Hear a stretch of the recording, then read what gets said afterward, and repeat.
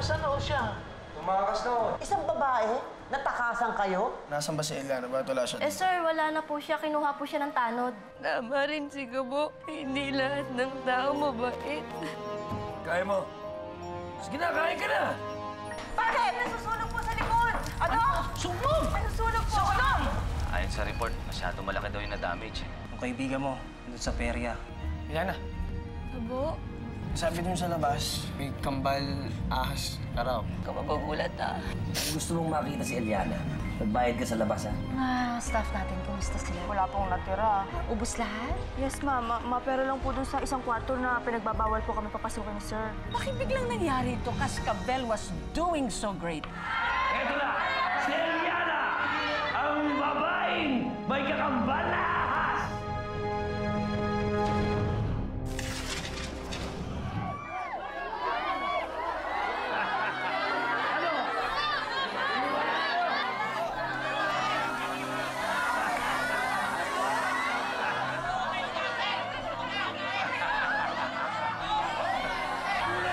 Sandali lang ako!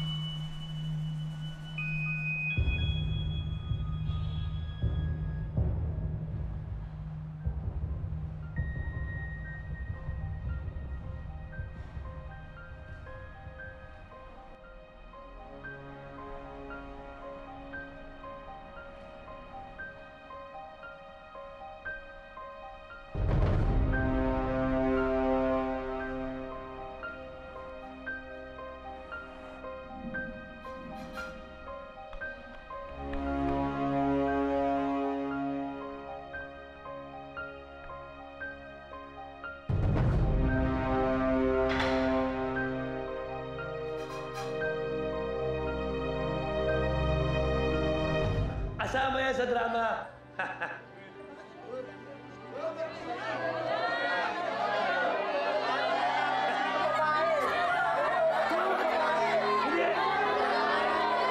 Hindi! Kasama sa drama yan.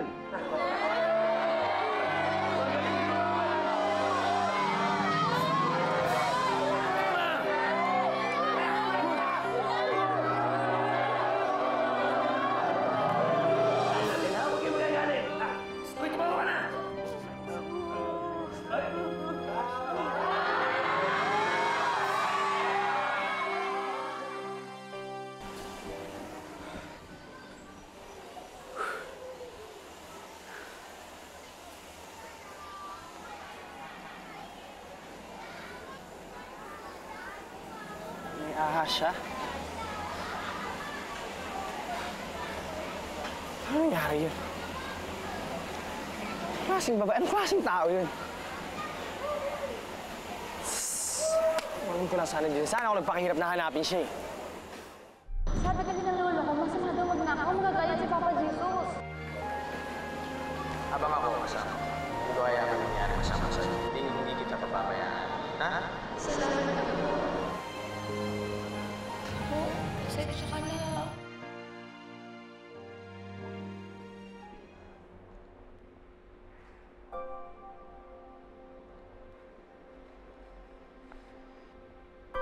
Isabel? Basti, andito ako. Basti. Basti, ano to? Bakit may kwarto dito sa stockroom? Ano tong kwarto nito? Bakit may kwarto dito? Sino nakatira dito? Alam mo ba to? Ha? Isabel, hindi ko alam.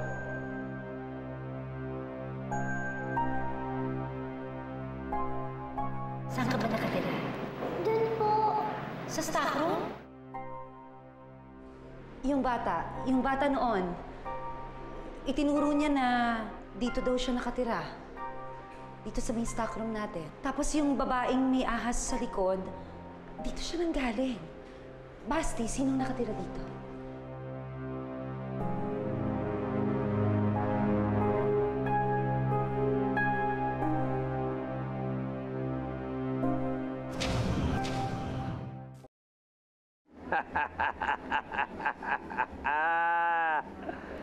Swerte talaga. Hoy, ikaw, sa susunod, huwag ka nag-iinarte sa stage, ha? Alam mo yung mga tao, nagbabayad yun, ha? Para maaliw, hindi para iyakan mo. Huwag mo iyakan. Niiyakan mo eh. Iniwanan ako ng kaibigan ko eh. Hindi tunay na kaibigan yun. Hindi ka nga niya matanggap eh. Alam mo kung sino lang ang tumatanggap sa'yo? Ako lang. Ako lang ang nakakatanggap sa'yo. Ako lang ang tunay na kaibigan mo. Ha? Ako lang ang nagmamalasakit sa'yo. Kinukulang mo lang naman ako dito eh. O, aangal ka pa? Ha? Oh. Naha. Nahawag. Oo nga naman, Naha. Huwag ka magalit. Huwag ka magalit. Eh, ako na may, iniisip ko lang ang kapakanan nyo. Diba? Tunay naman akong kaibigan. Huwag kayong mag-alala. Sasarapan ko ang hapunan nyo, ha? Sige na, huwag ka na magalit.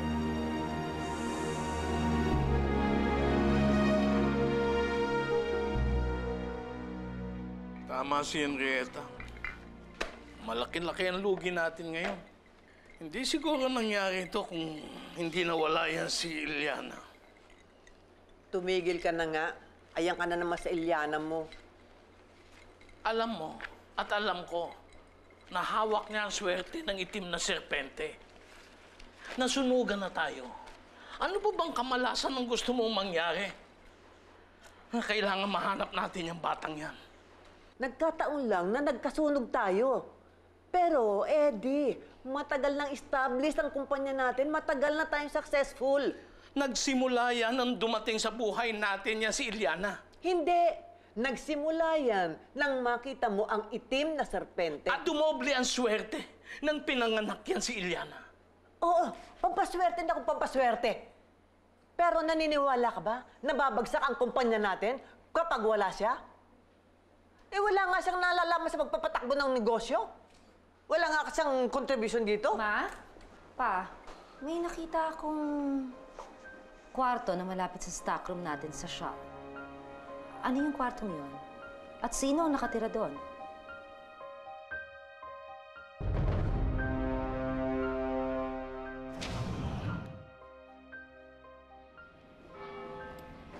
Ilyana, pinupad ko pangako ko, ha? Sarap yan. Para bukas, mas marami kang energy, ha? Tsaka maganda rin kung makakatulog ka na maayos ngayon, ha? Swerte ka talaga sa akin. O, paano? Doon muna ako. Sisilipin ko lang yung kinita ko sa kabila, ha?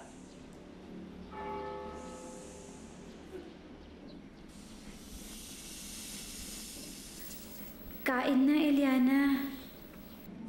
Wala akong gana na eh. Pero ikaw kumain ka lang ah. Iniisip mo pa rin ba si Gabo? Akala ko kasi kaibigan ko siya. Pero iniwan din niya tayo na ha. Naghalit kaya siya kasi hindi ko agad nasabi ng maaga. O naghalit siya dahil hindi niya tayo tanggap. Hindi ako galit. Gabo? Eliana, sorry ah. Dapat di kita iniwanan eh. Ikaw naman kasi, hindi naman kasi alam.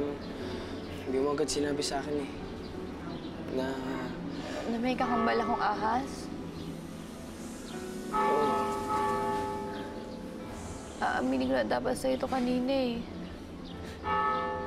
Dahil gusto kong makilala mo yung kakambal kong ahas na sinaha. Gusto kong malaman kung matatanggap mo siya. Kung matatanggap mo kami.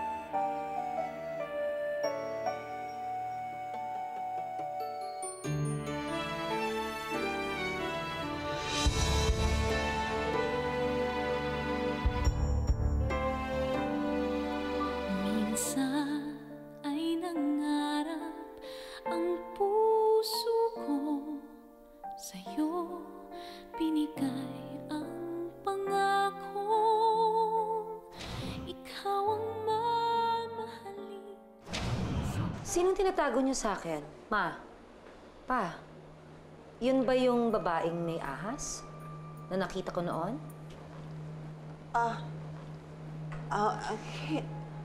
Anak, hanggang ngayon ba naman nasa isip mo pa yung tungkol sa babaeng ahas na yon? Kalimutan mo na yun, huwag ka nagpapaniwala doon. Nagdududa ba ka ba sa amin ng papa mo na may tinatago kami doon sa kwarto na yun, doon sa stock room natin? Hindi. Ma,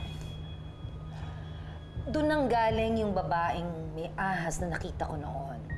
Ngayon, kung hindi totoo yun, bakit hindi ko alam na merong kwarto dun sa malapit sa stockroom? Sige nga. Anak, hindi mo alam na may kwarto doon dahil ginagamit yun ng mga tao natin, ng mga trabahador natin. Pag ginagabi sila sa paggagawa at hindi na nakakauwi, doon sila natutulog. Kung minsan nga, kasama pa nila yung mga anak nila, doon sila nagkukwarto. Doon. Hindi mo alam yun? Isabel, kung ano na yung iniisip mo, ha? Alam mo, mas mabuti pa mag-focus na lang tayo sa business. Marami pa tayong babawiin. Nak, tama si Basti. Marami pa tayong ayusin sa opisina. Sana yan muna ang pagtuunan natin ng pansin, ha? Okay pa.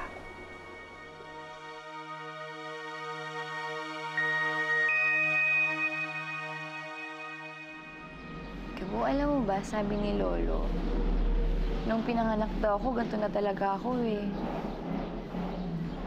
Kaya kapag tinatanong ko siya, bakit siya walang ahas? Ako lang may ahas. Lagi niyang sinasagot sa akin, kasi espesyal ka. Pero ngayon, nandito na ako sa labas. Parang hindi ko naman nararamdaman na espesyal ako. Kasi ibang tao, pinagdidirihan ako, kinakatakutan, kinatawanan.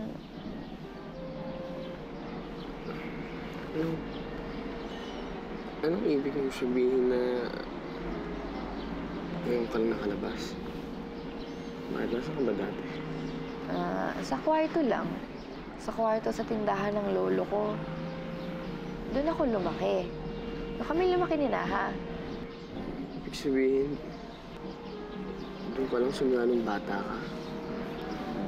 Oo. Alam mo ba, Gabo? Dati-rati, gustong-gusto ko talaga makita kung anong meron sa labas. Kaya nga, ang saya-saya ko nung nakita ko yung totoong puno at mga bulaklak. Kaya lang, ayun yung dahilan kung bakit ako naligaw. Naniwala nga lang ako kay Lolo. Napapanganib sa labas. Sana hindi na ako naligaw. Kamusta na kaya si Lolo? Iniisip rin kaya niya ako? Alam mo ba, Gabo? Si Lolo yung nag-alaga sa akin, siya yung nagpalaki sa akin. Yung lola ko kasi, parang parating na lang siyang galit. Pero alam mo, si Lolo, pinaparamdam talaga niya sa akin na mahal niya ako.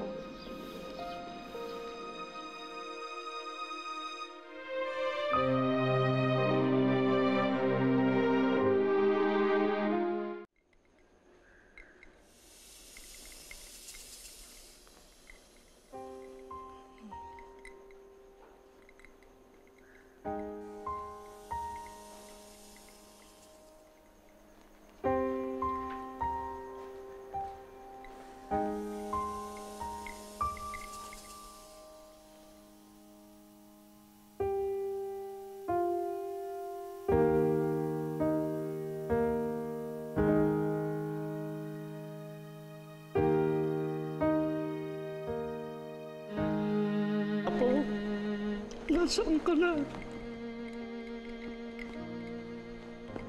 Lagi mong tatandaan, kahit iba ka sa lahat, mahal ka ng lolo.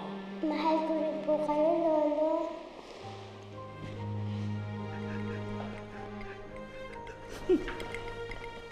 Kung ngayon po ang araw na ipinanganak ako, ibig sabihin may nanay at tatay din po ako. Wala kang nanay at tatay dahil galing ka sa itlog.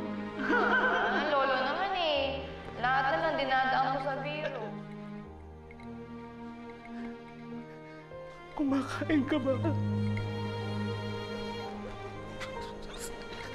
Saan ka natutulog?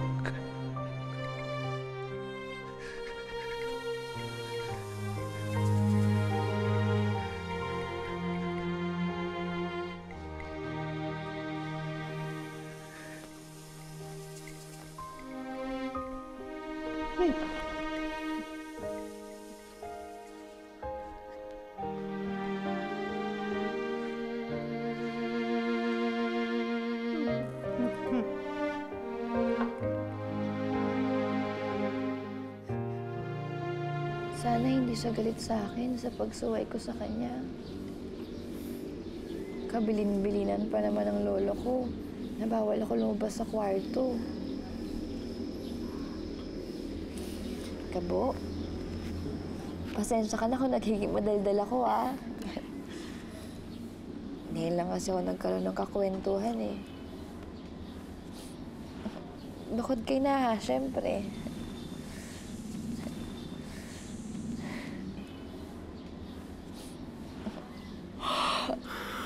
Inaantok ka na. Alam mo, pahinga ka na, ha? Babantayan na lang kita dito, ha? Pero Gabo, baka mahuli ka na may-ani ng perya. Sigurado magkakalit yun sa'yo. Baka ikulong ka pa yun dito. Siyempre, pag may parating, magtatago ako. Sus, magaling ako dun. Oo ba?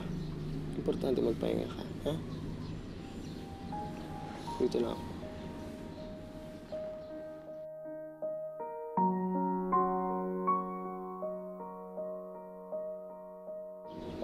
Gabo, ano yun?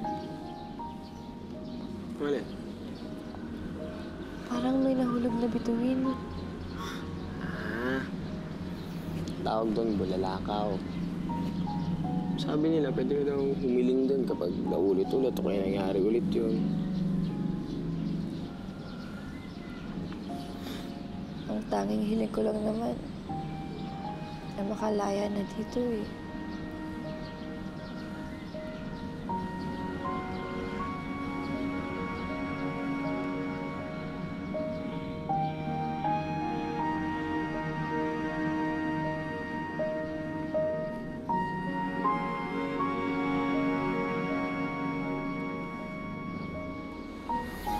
Huwag kang mag-alala na.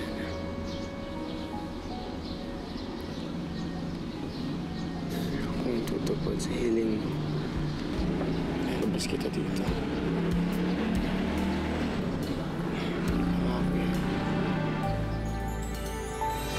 Alam mo lang ang pinangarap.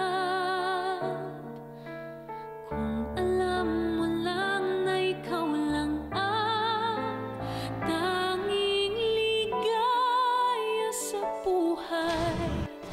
Pag-ibig.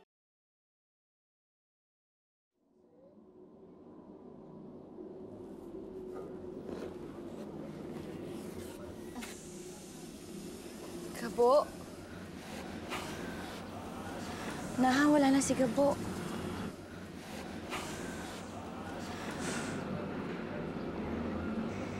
Bait-bait niya, no? Bumalik siya dito. Tsaka tinanggap ka niya. Tapos nakinig pa siya sa mga kwento ko. Saka narinig ko kagabi, nangako siya sa'yo. Ilalabas ka daw niya dito. Eh, paano naman niya gagawin yun? Hindi ko rin alam. Basta, yun ang sabi niya.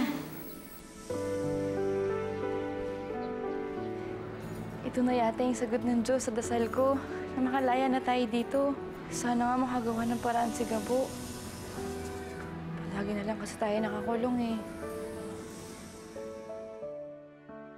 We would be rebuilding and renovating the shop as soon as possible so that Cascavel shop can resume its normal operations. In the meantime, ang showroom doon nung nasa bahay. Malaki naman yon. We'll allot some space for it there. You're late. I'm sorry, but I just came from a meeting with Mr. Ramos. And he is canceling all his orders for the entire year. Ano? Meron siyang biggest client natin, di ba? He was disappointed when we were not able to deliver. Pero nasunog ang shop. Alam naman ng lahat siya, hindi ba? I tried to explain, pero wala na eh. Maghahanap na lang daw siya ng ibang supplier. And the multi-million deal with him is over.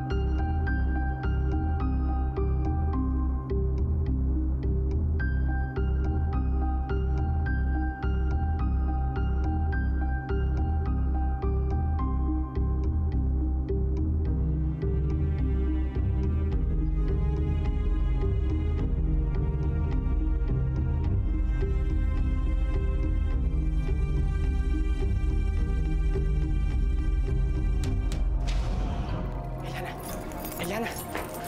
Nakuha ko ni Susi. Salamat ah. Pero saan mo nakuha yan? Paano? Mamaya na akong mapaliwanag, ha? Importante dito makatakas tayo agad.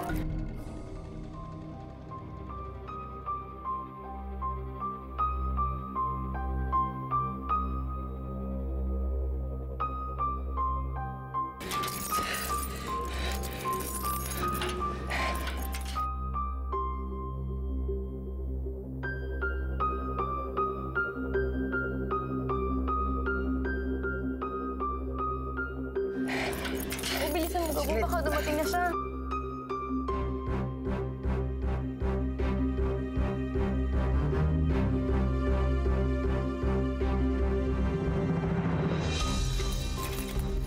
Bilisan mo, Gabo. Kaya tanggal mo.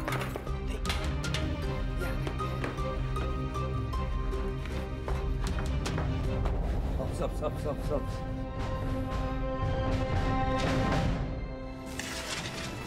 Hindi maganda nakikita ko dito, Aurora. Babagsak ang negosyo. Sunod-sunod. na kamalasan ang darating. Are you telling me na hindi niyo mapaprovide ang mga orders ko? Hahanap na lang ako ng ibang supplier. Yung isa pong makina natin sa likod bumigay. Paano bibigay? Nagkabago-bago na. Bigla na lang po sumabog. Bakit? Anong problema? Anong nangyari sa mga ahas? Hanggang hindi niyo nahahanap ang nawawala, hindi manunumbalik ang suwerte sa inyo. Kailangan niyo ang ahas. Miss, okay ka lang?